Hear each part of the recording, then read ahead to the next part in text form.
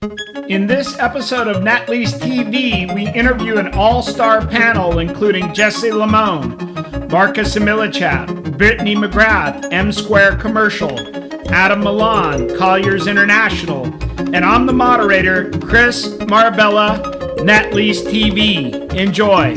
All right, guys, welcome back to All-Star Net Lease TV. And I want to thank the panel here, Jesse Limon, Adam Malan, and Brittany Megrath for being on this panel. It's going to be a very informative panel, and I want to welcome you guys. Some of you guys, like Jesse's been on several times. We've closed a lot of deals with Jesse. We've closed some deals with Brittany, and I want to thank you guys again. And we want to do more deals with Adam, so let's kick this off. Why don't we start with what are some of the transactions you guys have worked on most recently on the sell side, on the buy side, on the lease side? If we could talk about that first, or properties that you have for sale, net lease properties that you're selling at this time. Sure. You want me to start? Go ahead, Jesse, you're on. It's been an interesting market. I feel like investors are very value focused. My most recent closing was a Walgreens in Pittsburgh. It was a 10 cap deal with Chris. That start to finish that we did that deal in like 45, 50 days. Okay. So we met the buyer who had to close. They were in a receivership situation, and we listed the property. And I called a targeted list of buyers and found, a very specific profile that was motivated, went out there a couple days. And like I said, the deal was closed in like 45, 50 days from start to finish, which for a Walgreens, I think is unprecedented right now. How about this one, Jesse? Yeah, I just placed a depreciation buyer into a Starbucks a couple weeks ago. We're almost done with DD in Bay, Arkansas. And then another depreciation buyer, a lawyer in a market in Arizona. So we're working on that deal. So Starbucks has been pretty popular. I think the credit rating relative to the debt, get some spread there. But it's been an interesting market. I mean, credit seems to be very popular and value seems to be very, very, much a focus. Mm-hmm. Well, we're seeing a lot of activity in the coffee space in general. I feel like every week or every month, there's a new coffee user that's active out there. On the development side, we've got 7 brew projects that are popping up all over the place, multiple markets. Dutch Brothers, they're expanding pretty rapidly as well. We've even got some smaller retail leasing tenants that are also coffee use. But coffee is a major player in expansion right now, and it seems a variety of brands. But in single tenant net lease space, I'd say 7 Brew and Dutch Brothers. 7 Brew and Dutch Bros. Where are you seeing most of your activity, Brittany, and what part of the country? We're active for 7 Brew. We've got 2 deals active in the New Mexico market, and then we are one of our clients is developing for 7 Brew market in southern Louisiana. So we've got 8 deals in the pipeline right now. We've turned over 3, I believe, to project completion. And then we've got kind of the rest of the gamut in, one phase or another in development and or construction. But southern Louisiana. You guys can list the 7 Brews. Are you planning to keep? Like, is your developers planning to keep them, sell them? So each of our clients has, I'd say, sort of a different exit strategy. Some are immediate sellers, so if they can even plan their exit before they break ground, that would be awesome. And some are a little more flexible. They've got probably cheaper capital, and they're going to hold their assets until they feel like the timing is right to sell. So I think everybody is kind of approaches their exit strategy a little bit different, primarily based on their capital and where they're sourcing their debt, things of that nature. What? How's the credit quality? Do you guys know of? Is it 5 Brew? They have pretty good credit quality. I know that Dutch Bros is publicly traded, and they've done really well. If you look at their shareholders' equity, is constantly done, kind of a nice, gentle move up. Their sales have been moving up, and they're traded under the ticker symbol BROS. I think they're on the NASDAQ, but I didn't really know much about 5 Brew. Are they publicly traded? Are they a private company? Do you guys have any color on that? Well, it's 7 Brew. Yeah. 7 Brew. And there, Brittany may know a little bit more. 7 Brew. Chris, you should know this. All right, guys. Brittany, you may know better than I do. At least out west, their operations for Nevada, Arizona, a few other states were bought by the Flynn Group, which is a very large multi-brand franchisee. Not sure how they operate in the Southeast, whether that's corporate or franchised, but very active group. They're very active here in Las Vegas, looking at sites, and if they carry through their plan, we'll see 10 or 15 of them roll out here in Las Vegas over the next several years. Mm-hmm. They typically seeing them sell in the mid 5 to mid 6 cap range, really kind of depending on your market. Okay. Mm-hmm. That was a big question. announcement with the Slim Group getting involved in 7 Brew. Yeah, we had several deals on the development side going on here in Vegas that we were dancing with corporate. Corporate couldn't seem to get focused out here in this market. They had some issues in Arizona they were solving. And now that what's your go-to order? We're through there. What's Adam, that, Jesse? What's your go-to order at 7 Brew? We don't have any open out here yet. So we're still waiting on, they're entering the market, but haven't had the experience yet. We'll see. All right. Well, what about Dutch Bros and Starbucks? What's your go-to order? I'm just curious what everybody gets when they go to the coffee shops. On Starbucks, I'm like just a Cortado fan, man. I'm not a big foo-foo drink, man. I like a espresso. The Cortado gives you just a little bit of shot. The Frappuccinos. Just something more of an espresso guy myself, and I can't do Dutch Brothers. It's too sugary for me. On that same note. I think it's a specific demographic. I did a Net Lease TV on tour at Dutch Bros, and I did get one of the sugary drinks. It was really good. I mean, but if you went there every day, your stomach would grow a little bit. I try to stay away from that. Their lines are out the end of the drive-through, so people are liking it. Oh, I was just going to say, we had a really active fourth quarter into this year as well. I mean, transaction-wise, a lot of bonus depreciation closings in the fourth quarter of last year. December, I think we closed 6 different deals. I had one on the 29th, one on the 30th, one on the 31st, running into the end of the year. A lot of that being gas and car wash. Primarily out west here, we sold 5 WOW car washes in the Vegas market between August and the end of the year, and really saw cap rates compress for that type of product as bonus depreciation just became more and more in vogue through the end of the year. I think we closed the first WOW at like a 6.65 cap in August, and we closed the last one at a 6.3 cap in the end of the year, December 31st. Wow, that's good compression. I think we'll see that compress again through this year. I just think the demand for bonus is strong. Like a good example, we closed for a buyer in this case, a 7-Eleven in Denver right at the end of last year too. I think that was the 29th or the 30th that we closed. About a 10 million price point, so elevated for a single tenant 7-Eleven, kind of the new build to suit model that they have out there. But we closed that at like a 5.6 cap, and I'm seeing multiple on the market in Denver and surrounding states now, really more like 5.25 asks. I just feel like the seller market feels that there's an aggressive buyer pool out there for those based on last year's performance, and seeing a lot of cap. Is that a 15-year lease? Yeah, usually coming off that, like most of those need to have 10 plus remaining, because a lot of these buyers are looking at an exit 18 to 24 months later and trying to make sure they still have relevant term left to hold value or stay at par.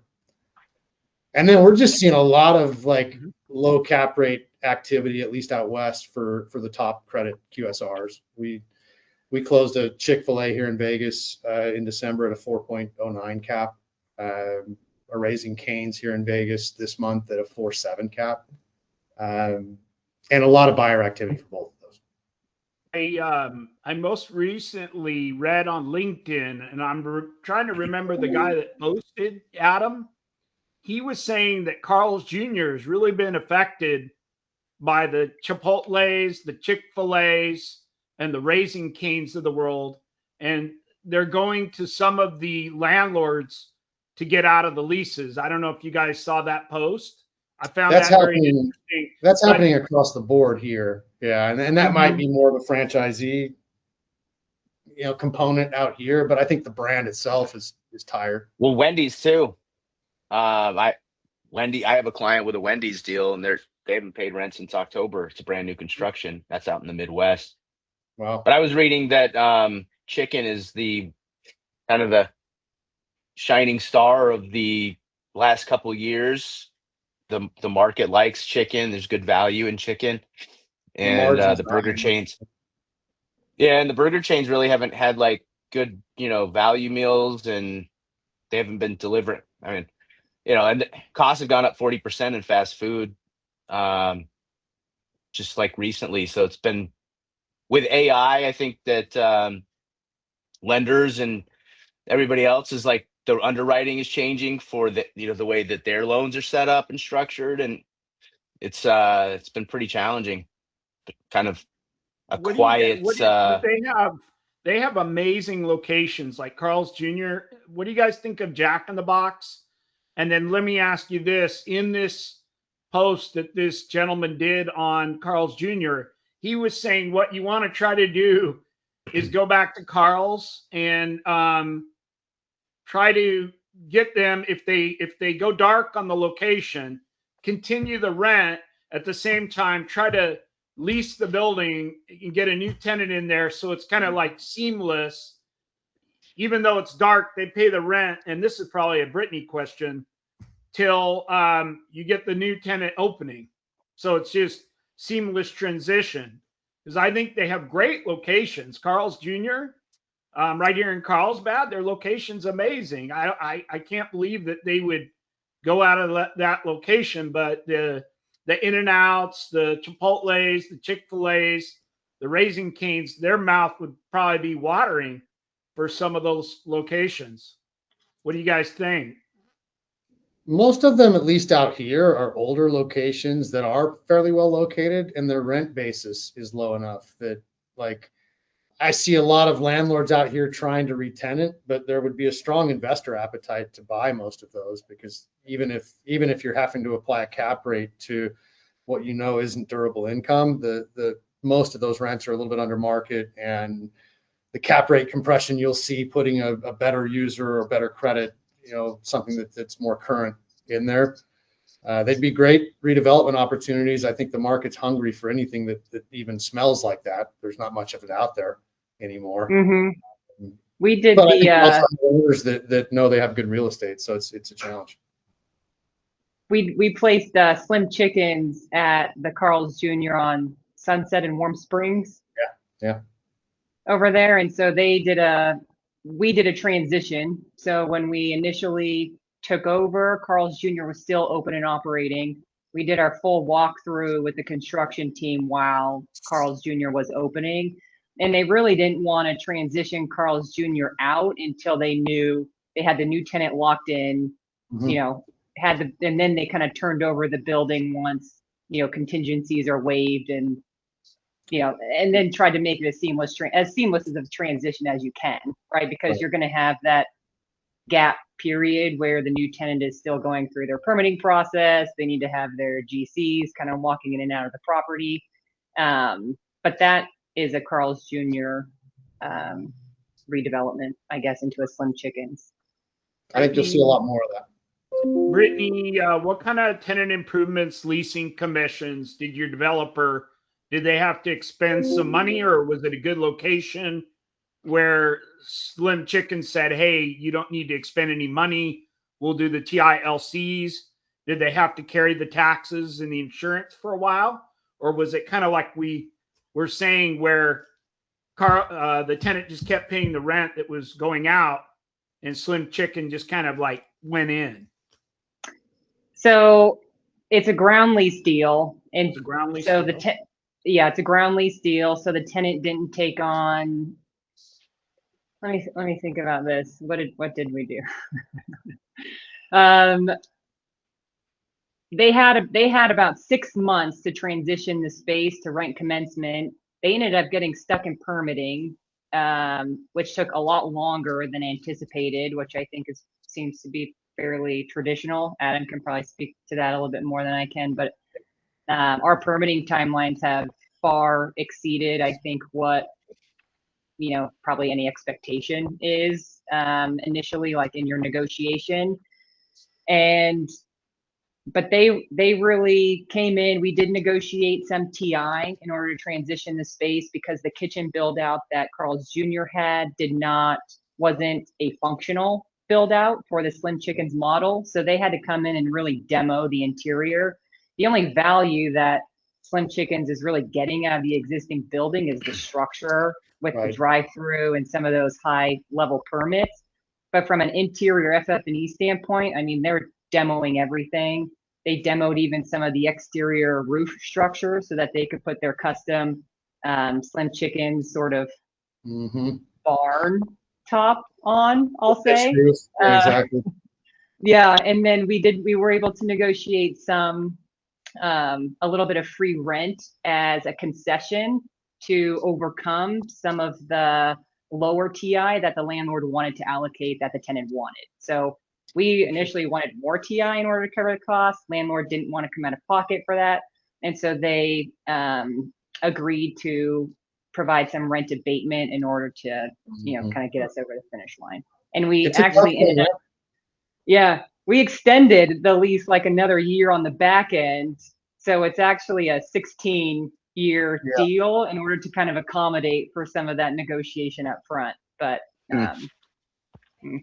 Jeff Mitchell was the landlord's rep, and it was Chris.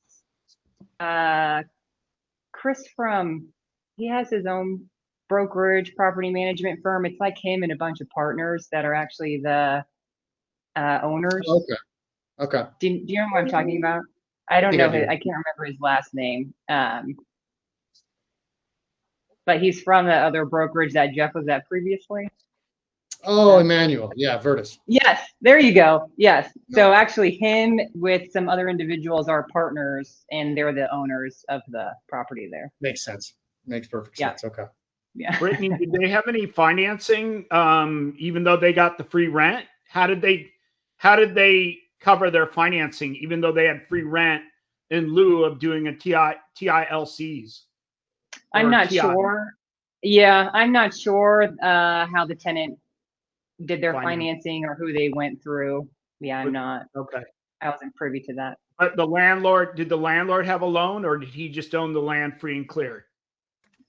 I believe they have financing on the property.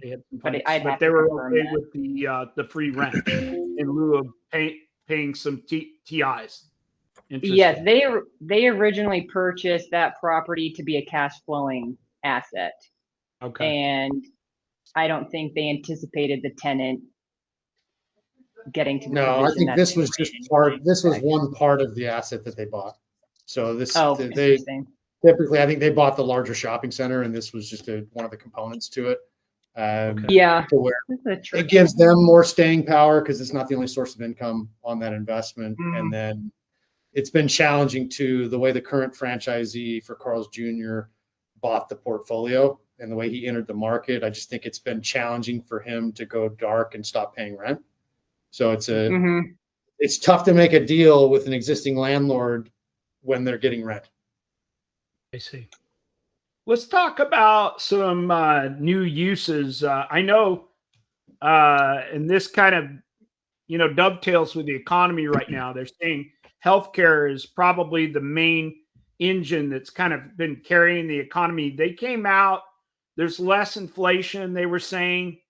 I think in the Wall Street Journal today, they said that inflation's running at about 2.6%, and the Federal Reserve's mandate is right around 2%. So we're still a little bit hotter, but we've come down quite a bit. Kevin Warsh is going to take over as the Federal Reserve Chairman in May. That was Trump's pick, so we'll see what happens with that. I know with Trump, price of oil is kind of ticking up. Brent crude, $66 a barrel. It was at 61 in December. So like Adam was saying, he had a hot December. I think we all kind of did good because the price of oil came way down when Trump took over Venezuela. But now it's starting to tick up.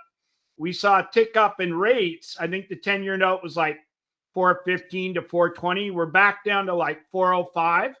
So we've come down a little bit there, but we're kind of going sideways.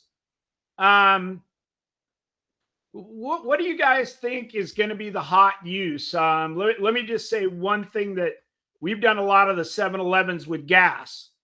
Now, I don't know if you guys know, but 7 ICs is the parent company of 7-Eleven. They're a Japanese entity. Circle K was going to try to buy them out. So they had to fend that off. And they're going to go public in the second quarter of 2026.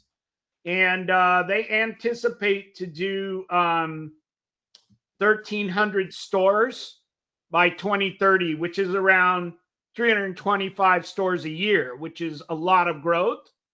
What do you guys think of 7-Eleven if they spin that off and go public here in the United States? Do you have any opinion in that regard? No, I think that'll be a positive thing in terms of their cap rate and the investor demand for that product. But I think that the investor demand is strong already. You know, not to say it's a non-factor, but I think that if it helps them get more stores under development and growth, I think that's a helpful thing for them. But there's a lot of demand for C-store gas in general, with 7-Eleven kind of being the darling out there. You know, you're seeing individual deals in the low to mid 5 cap range, and you're seeing a lot of portfolios out there, you know, in the low 6. So just so you know, Adam, Joe DePinto, the CEO of 7-Eleven, is going to retire this year. And they said the CFO may take over. So there's a lot of things there with 7-Eleven, but, you know, they're very strong credit. Do you know, on the 7-Eleven stores, do you get the bonus depreciation on the canopies? Do you know anything about that? Or that really just depends on lease structure. So historically, 7-Eleven did a lot of ground leases. They shifted to a build-to-suit model probably 5 years ago or so. And it was, you know, kind of that point where historically they were, you know, low 4 cap ground leases, and the deal sizes were 3 to 5 million. And with the build-to-suit shift, the deal sizes kind of went from 5 to 10 million, and cap rate initially kind of pushed up even somewhere into the 6s, but I feel like that's settled. Bonus depreciation demand helpful in that, but settled out in that mid 5 range. Okay. And do you guys have any ideas on some future uses that you think are hot for 1031 buyers? What's a future use tenant that you think is going to be good in the next, let's say the short run, 6 to 12 months, and then maybe 3 years out? Is there any tenants that you guys like? Uses? I mean, Goodyear strong. Yeah. Automotive. I think discount and convenience is ultra strong still. I mean, future uses. I mean, I just think like some of the stuff that's been very strong is going to continue to stay, like coffee. Just there's certain industries that are just printing money. I mean, right now, I think like, you know, fast food's been having a tough time. But yeah, there's just some bright spots in the economy that, you know, are just going to continue to stay strong, like we've been talking about. You guys watch Ben Mola? So Ben Mola said that they just sold Center, but yeah, he's a pretty funny guy. I like his show. He's very interesting. Really knows what he's talking about, though. I mean, he's done well, and he's kind of a scrapper. I like the show. But he said you want to get essential tenants like veterinarian. He said normally if you get a vet tenant, they'll stay much longer because it's, you know, one of those essentials. You're going to bring your pet to the veterinarian. If they're sick, it's like you have no choice. Is there any vet tenants that you guys like, or essential tenants that you think are good to in the net lease market where they're doing build-to-suits that would give a Pet Suites was going strong for a little while there. That's National Veterinary Associates, who's a large veterinary chain. NVA is owned by Jab Holdings. Wasn't Veg is expanding pretty rapidly. They were brought up at a Veg, veterinary emergency. Okay. Veterinary emergency. I don't know. They were brought up at a conference that we were at recently. They're a 24-hour veterinarian retail tenant. I might be getting the name a little off, but they are rapidly expanding. They're here in Las Vegas. I'm not sure if they did great, but I think they landed up in Boca Park somewhere. Adam, do you know what I'm referencing? Veg. I'm not familiar with that. Oh. I'll have to look into that though. I just listed and will be selling the Total Wine Cheesecake REI side of Boca Park. What you're speaking of nice. is on the Target side. Yeah, but I think they're in like a multi-tenant building. But not to say that they're not doing freestanding net lease deals in other markets or but I think they're a strong veterinary use that's expanding. I think that is it is a good daily needs or like a kind of captive audience use. Maybe tier 2, Chris. Like I'm seeing a lot of medical retail kind of come to the forefront in that same space in terms of just the stickiness of and the credit behind some of these single tenant medical assets and the fact that they coexist in retail settings in a lot of cases. I think that you'll see higher cap rates, generally speaking, in those opportunities when you compare the credit behind the tenant relative to some of the franchisee-driven QSRs and what have you. So I think there's value there, and I think it's an emerging space that'll catch more attention. Even when you look at the depreciation standpoint. Are the leases clean? Are the leases clean? Like when I say clean, is there landlord obligations or are they absolute net lease? I think those are primarily going to have. The leases are a little convoluted, but they're primarily going to be double net. I think by nature, the physician side of that doesn't want to deal with as much of the property side, and I don't think that it's been a standard triple net industry where that user has curtailed their leases for exits.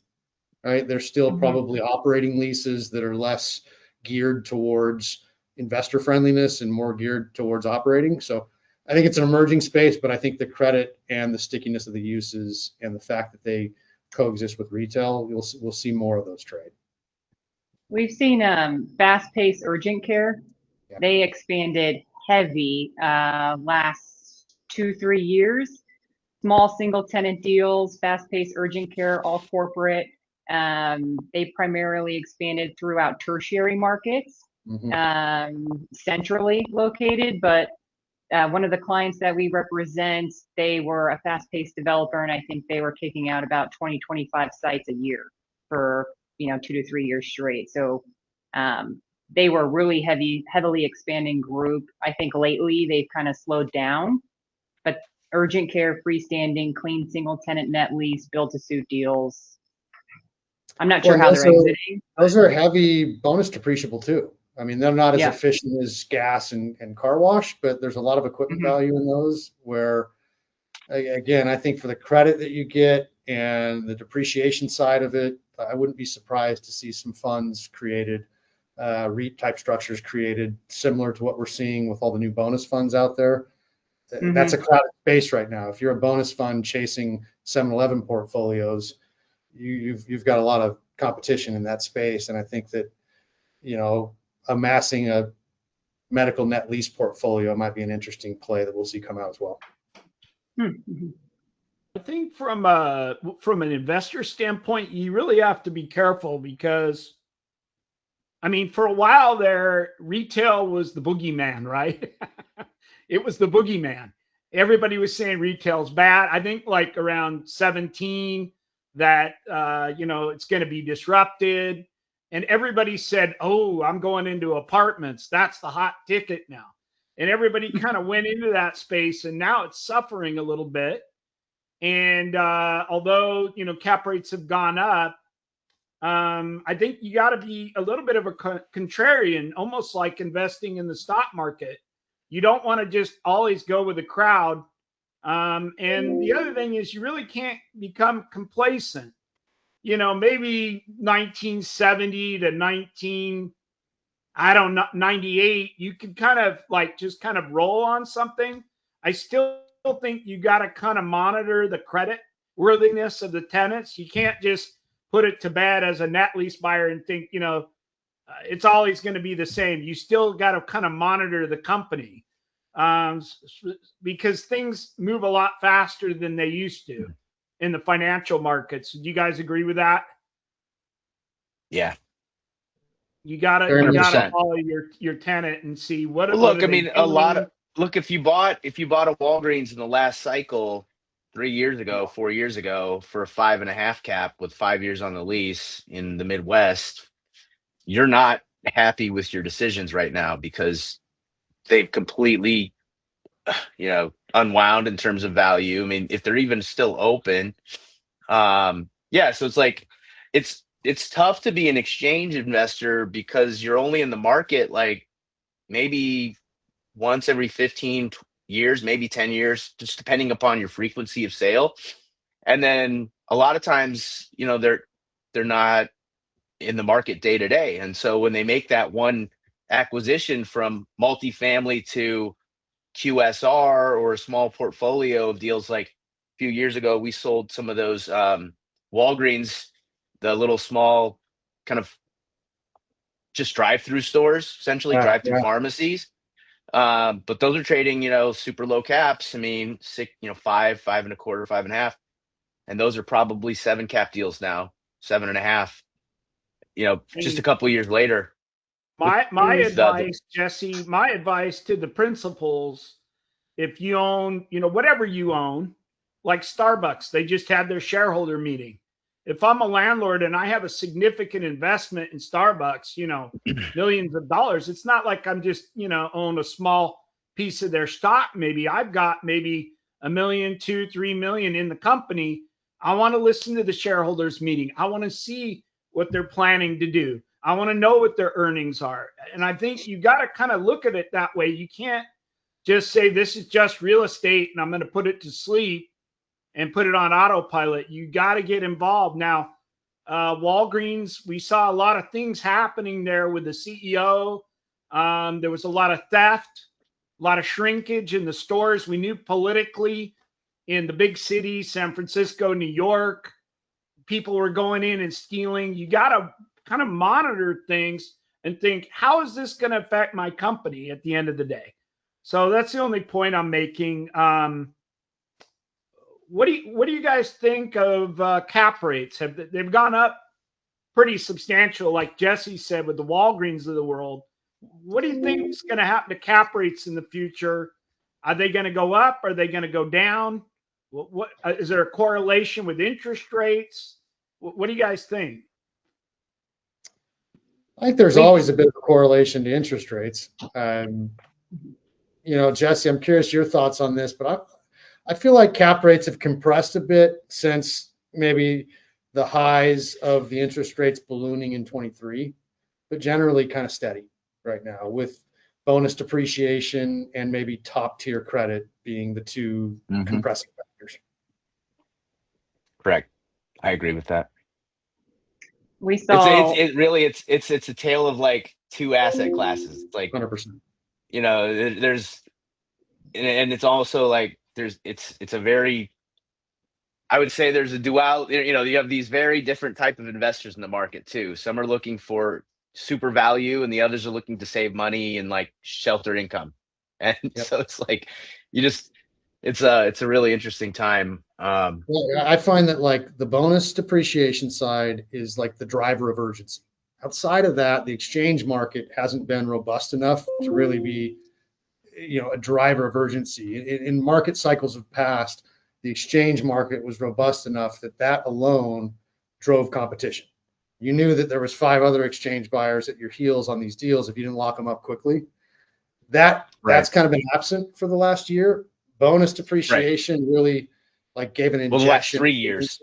Yeah, 100%. And bonus, the latter half of last year was the first time we really felt that urgency again, where like I think the bonus depreciation, the depreciation has injected like a nice tranche of buyers into the market that are starting to create exchanges for others, right? 100%. And so it could be, you know, I kind of see it as like a catalyst, and hopefully we can continue to see that just get, you know, deeper in terms of helping with velocity. But yeah, it's really, it's kind of been a slow stage, but I see huge benefits to the depreciation from just a business perspective. It's been great. It's a catalyst for sure. I think depreciation's kind of on the fiscal side, right? You got the monetary policy and you got the fiscal policy. In a way, that's kind of stimulative on the fiscal side. If for some odd reason they got rid of 1031, that would really, like you said, the velocity of net lease would go way down. It's almost like increasing the money supply in a way, right? On the front end with the development, we've seen, well, like last year, 2 years ago, when we started the deal with the tenant for build to suit, identifying the site, working through the economics, to when we were actually going to break ground. So give or take, you know, about, let's say 9 to 12 months in between that time frame, the cap rates adjusted dramatically enough to where the deal was now at risk, right? 9 to 12 months later, where we were putting the rent factor and, you know, putting the whole deal together on the exit, making sure the developer had their 1.5 or 2% spread, 200 basis point spread, was no longer the profit was shrinking. And so we ended up having to go back and renegotiate the deal with the tenant because the financial markets were shifting, you know, at such a rate that the deal was now like no longer making sense. And we've had a couple instances where, you know, it gets hard to budget on the front end as a developer if you don't know where your exit's going to be, or if there's such a variation between where your exit can be, because you've got to really hone in on that rent with your tenant in order to get the deal done. So it's, I don't know, on the development side, it can get pretty like sensitive. None of the data points are stable right now. It's like your costs are a little bit unpredictable, but certainly going up. Land values are up. Cost to carry is up. And I see a bunch of tenants out there that are a little remorseful of what they agreed to rent-wise over the last couple of years. So it's like all the inputs for a developer are still kind of going up on a graph, and the tenant threshold for rents is, I mean, it hasn't dipped down, but it's flattened for sure. And you have a lot of the more aggressive tenants going, hey, I'm open and operating now under these structures that I agreed to in 22 and 23, and it's uncomfortable. And it's I see a lot of that pulling back. And to your point, when you have exit caps floating, you know, what Jesse was saying earlier, it's like if you have a bonus depreciation deal, or if you got a well-located top credit QSR, you're okay in those spaces. You'll have a buyer pool for you. Almost everything else in the middle is like a dogfight for seller motivation, you know, sub-market or market, you know, demand. And it's why you see a Starbucks out there at a 6.75 cap in the Midwest, and I'm going to list one next week here in Vegas at a 4.75, and I'll sell it at a low 5. Yeah, Adam, what we've seen, like Jesse and I kind of benefited. What happened is originally this Walgreens client came to me, and what's happened that I'm seeing quite a bit. And I just posted on LinkedIn, I did these Net Lease TV 101A, and I did like a case study to see what interest rate would I need to be able to refinance someone 1-for-1. Okay, because a lot of these people during COVID were borrowing money at like 2-3%, so they're not debt coveraging at 6 to 7%. So anyway, that was a circumstance why Jesse and I got the Walgreens, because when I tried to underwrite the new loan, the old loan was here and the new loan was here. They were upside down. So the only way we could figure it out was to get Jesse to help us to sell that deal where they could kind of just break even. Okay. I don't think I think they did lose a little bit of money, but it was better than them trying to refi. They were getting older. They said, let's just exit this asset. And the sale was the great way to go. Jesse did an amazing job. But you want to check out our Net Lease TV 101A, the parody. I think I figured to get pretty close, rates used to be like, 6.5, 7.5.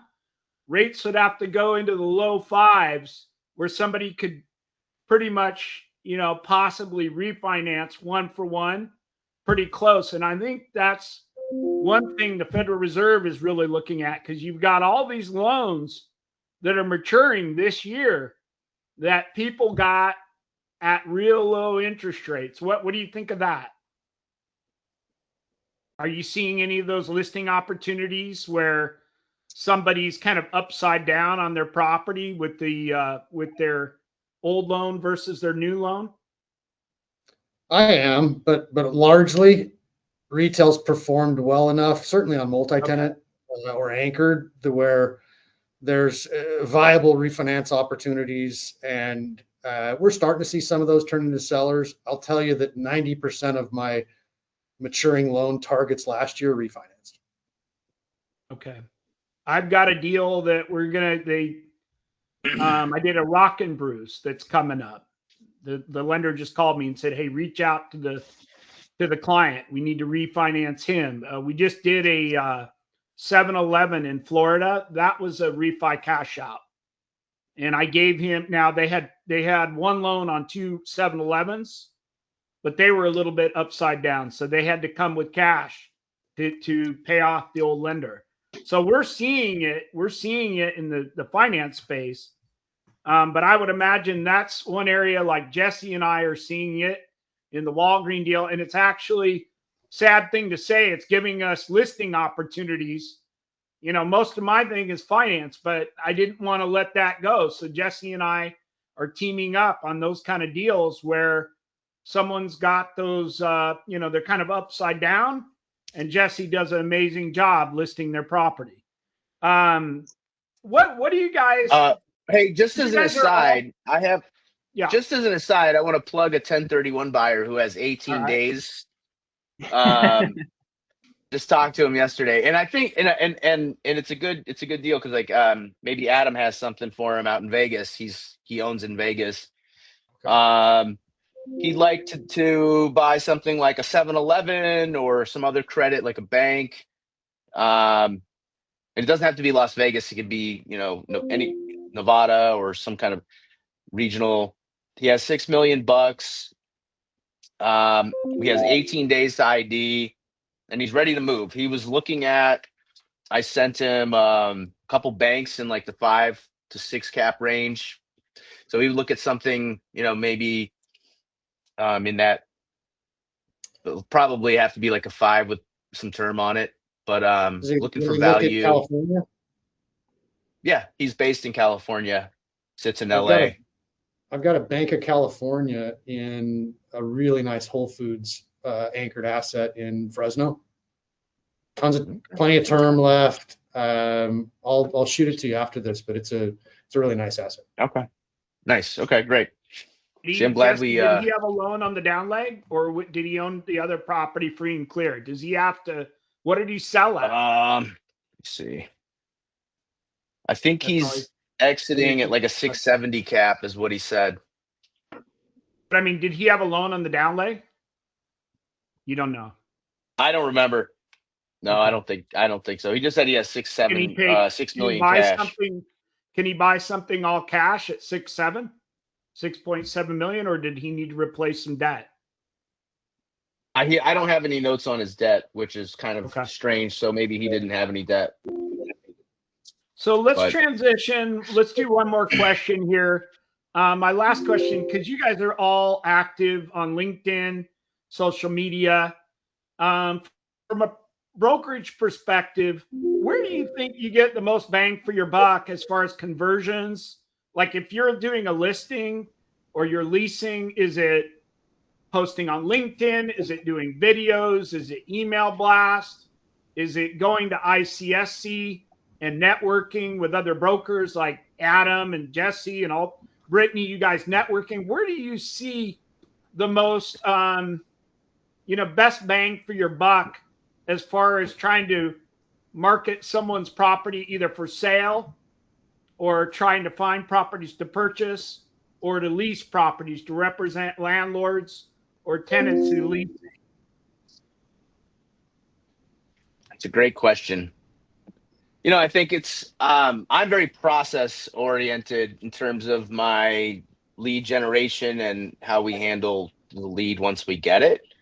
So, I mean, I have, like, I send out an email every day. Monday's a newsletter. Tuesday's our top priority deal. We're outbound with listings, with research. Friday, we send like a buyer needs or a closing announcement. And then every other day during the week, we're sending out some kind of a deal. Very active. I've got agents, junior agents who are, outbound call specific tenants that they're focused on. So they're talking to landlords of dollar stores, of auto parts stores, and we have buyers for those deals. So, we can theoretically immediately convert from a conversation about value to a sale. So we cold call, we email blast, we post the social media stuff. I mean, I've seen success in all corners of marketing, from, a LinkedIn post, a meme of, me getting knocked out by some old lady on a cold call to, a drone video of a new deal that we have. So it's like, I think it's connecting with people and having a process around staying in front of them is the most important aspect. Fortune is in the follow-up, as I was taught when I started selling houses 20 some years ago. Jesse came to my house for ICSC San Diego. He stayed at my house. That's when I invited him. Uncle So Chris, he spent the night, and the next day we went and we worked out and we went surfing. But I was amazed. This guy was on the phone the whole time. I mean, I thought I worked hard until I hung around him, and the whole time he was making deals. When we were at the gym, when we were surfing, I was like, wow, this guy's got good work ethic. So that's why you're good, Jesse. One plug that we forgot, Jesse and I got a really two nice Dollar General deals that they were going to refinance. And they're at really good cap rates and brand spanking new, really nice Dollar General. We're the Sierra Vista, Arizona and Bisbee, Arizona. What are they trading at, Jesse? What are the cap rates? Those are great deals for 1031 buyers. We're at a 660 on Sierra Vista and a 670 on Bisbee. They're about 14-year leases. They're brand new stores, heavy tourism areas. Price points around like $1.8 million, $1.9 million. The Sierra Vista location's really, really good. Bisbee's going to be more your value, closer to a 7 cap deal. But yeah, I mean, and you'll be able to get some yield on those according to your rate, kind of what your rate sheets are showing relative to the caps. Absolute, right, Jesse? They're clean leases. Yeah. That's one area. The Dollar Generals are very clean. You don't have, I don't think, much obligations. And those are completely single tenant. Those aren't in centers. So you don't have, I don't think you have CAM, but do you remember, do we have any CAM or any of those type of things? No, there's zero landlord responsibilities. It's they're easy properties to own. Yeah, I mean, these are the type of deals that somebody can probably get in. I like to tell people, don't just sit there for 15 years on a deal and wake up with 1 year left and start saying, hey, what, analyze the property, maybe consider an exit with 10 years on the lease. But yeah, I mean, it's a good deal. It's got, you probably get some decent depreciation and some other benefits of, those particular deals. Those locations are strong. The markets are great. Those are on your website, right, Jesse? Those are on your website. Adam, if you want to check those out, or Brittany, they're on Jesse's website. And in fact, the seller raised the cap rates, the developer. We were selling them at lower cap rates. He's brought the cap rates up. So what are some future events that somebody can meet up with you guys at, where if they want to meet you personally, are there any future events, Adam, you're going to be attending, or Brittany, that sellers, buyers, developers can meet you at? Yeah, I think ICSC is probably the next big event here, hosted in Las Vegas in May. I think we all feel like, or at least I do, that like the fact that it's mid-February already, it feels like has gone by in a blink of an eye to start this year. So Vegas, ICSC in May, I'll be honest, before we know it. Yep. Are we invited? I haven't missed it. I haven't missed the Vegas show. I haven't missed the ICSC. Are we invited to the Colliers party? I know I've always gone to Marcus Millichap has a good party. I think Brittany and I met each other at one of the parties there that the guy from New York. Win. Yeah, Bob Knackle and Corey Zelnick at the Win cocktail party. So I think I ran into Brittany there too. Yeah, you were there. Like the corner bar out there. Yeah. Yeah. Was I with you, Chris? Yeah, I think me and you were there at the Bob Knackle party. Jesse and they were hanging out, going to all the different parties together, which is it's a great way to meet people and network. I've met more people, like Jesse and I were just saying, just doing this, it's like pretty incredible that we're making a lot of deals, and Brittany and I did a deal together. So definitely the social media and these videos are working. How can someone? And I think the ICSC is just a tremendous. Like I was looking at a lot of my clients. I mean, I've met some of my best clients off of the ICSC. It's not always like the first time you sit down and meet with them, but as you're able to just kind of continuously stay in front of them over the years, it's just an awesome network of people. Like like running into Brittany again here from having seen her a couple of years back, and it's cool. I think where Jesse and I have kind of hit too is we spent some quality time together, like going surfing. He came to my house. We really kind of got to know each other, and that was a good catalyst, like he was saying, to do a lot of deals together. If you're a broker or a principal and you want to, do a lot of deals, you really want to build a relationship.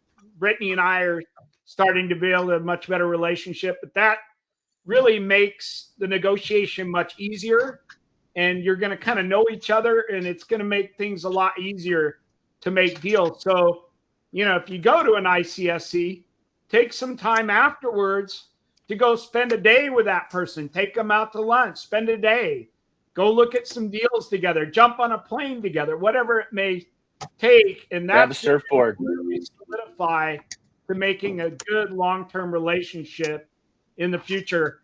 Adam, how can someone call you if they want to do something with you as far as net lease? Chris, my contact information is easily available on the Colliers website, adam.malan@colliers.com, cell phone 702-449-1180. Always the best way to reach me. But appreciate participating with you today. You have properties on your website? I do. Yeah, we have listings. Website URL. It would just be through the Colliers site, /Adam Malan. Yeah.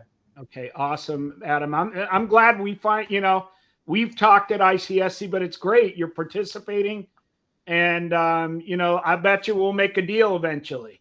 This is kind of like the start. You just got to plant the seed. It's like farming, right?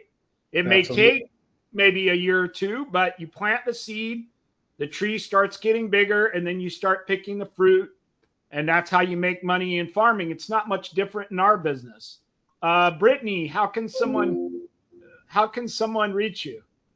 msquarecommercial.com. Good job, you can reach out directly through our website, and I'm pretty easy to get a hold of. I appreciate it, Chris. Thank you, Brittany. I'm so glad that we're working on deals together. I think Brittany is like how she got into real estate is very unconventional. You can go to her LinkedIn, and I think you did a podcast about it. But what a bright person to be able to transition into our business and know all the facets of it. I really respect you, Brittany, what you've done. And talk about a hard worker also. You're like Jesse. I mean, every time I looked on LinkedIn, there's Brittany. I mean, she's going to be successful. Jesse, how can someone reach you? My cell phone number is 574-607-2341. And you can jump on the Marcus Millichap website, look me up, Jesse Limon. Should take you directly to my website, team website, all my listings, stuff I've got going with Chris. You can also look me up on LinkedIn. We're active on social media, and we'll be at the ICSC show in Vegas. So let's make a deal. Awesome, Jesse. So I've already got my plane fare. I've got my hotel. I'm flying in on Sunday. I think it's May 18th. So I'll be at ICSC in Las Vegas. We'll probably be near the Starbucks booth, near the 7-Eleven booth, all the tenants that we're kind of targeting. And but in the meantime, if you need financing, like we said, you need an acquisition, refi, cash out, takeout. We also have a really good construction program. And the nice thing with our construction program, we can get to a 0.98 minimum debt coverage. So I wanted to talk to Brittany with her developers. We did a Starbucks with that lender, and I think I've done like 50 to 100 million with that lender. They've got an amazing construction loan program, and they'll even give you like a line. If the deals go smoothly, they can give you a line of like 30 million. But anyway, you can reach me at 760-803-6464. And all the Net Lease TV episodes are on our website. So definitely like this. Please punch the like, subscribe, hit the bell, comment. We want to hear your comments to Adam and Jesse and Brittany. And thank you again for watching this episode of the All-Star Net Lease TV.